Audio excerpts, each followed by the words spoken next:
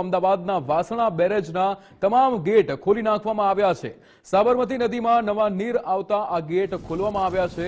હાલ સાબરમતી નદીમાં 51,126 ક્યુસેક પાણી છોડવામાં આવી રહ્યું છે। ઉપરવાસમાં વરસાદને કારણે હજુ પણ વધુ પાણી છોડાય તેવી શક્યતા છે। વટવા, વેજલપુર, દસક્રોય, ધોળકાના લોકો જેમને એલર્ટ કરી દેવામાં આવ્યા છે। સચિન કડિયા આપણી સાથે લાઈવ જોડાઈ ગયા છે। સચિન, વાસણા બેરેજના તમામ ગેટ અત્યારે ખોલી નાખવામાં આવ્યા છે। નવા નીરની આવક સાબરમતીમાં થઈ છે, શું વિગતો?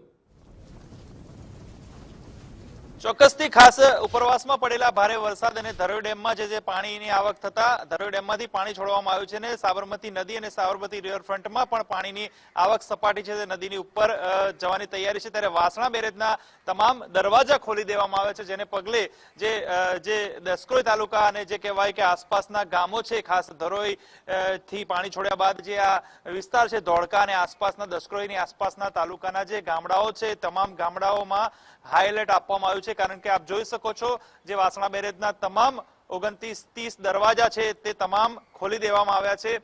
જે રીતે અત્યારે હાલ પાણી છોડવામાં આવ્યું છે તે રીતે અત્યારે હાલ તમામ જે ગામના જે આસપાસના વિસ્તારના લોકોને એલર્ટ કરી દેવામાં આવ્યા છે। મહત્વની વાત છે કે હવામાન વિભાગની આગામી 7 દિવસ રાજ્યમાં ભારે વરસાદની આગાહીને પગલે છેલ્લા 3 દિવસથી અમદાવાદમાં પણ વરસાદ વરસી રહ્યો છે। સાથે ઉત્તર ગુજરાતની જીવાદોરી જે ગણાય છે ધરોઈ ડેમ, તે ધરોઈ ડેમની સપાટી જે છે તે ઉપર આવતા તેમાંથી પાણી છોડવામાં આવ્યું છે, જેને પગલે સાબરમતી નદીમાં પાણીની આવક થઈ છે, નીરની આવક થઈ છે। વાસણા બેરેજમાં પણ અત્યારે હાલ જે રીતે પાણીની આવક વધી છે તેને પગલે તમામ દરવાજા ખોલી દેવામાં આવ્યા છે અને આસપાસના જે ગામડાઓ છે તે ગામડાઓમાં હાઈ એલર્ટ આપવામાં આવ્યું છે। કારણ કે જો નદીના પાણી અતિશય વધે તો જે ગામડાના વિસ્તારના જે લોકો છે નદી કિનારા તેમને ચોક્કસથી અસર થઈ શકે। તદુપરાંત અત્યારે હાલ વરસાદી માહોલ પણ અમદાવાદમાં જોવા મળી રહ્યો છે।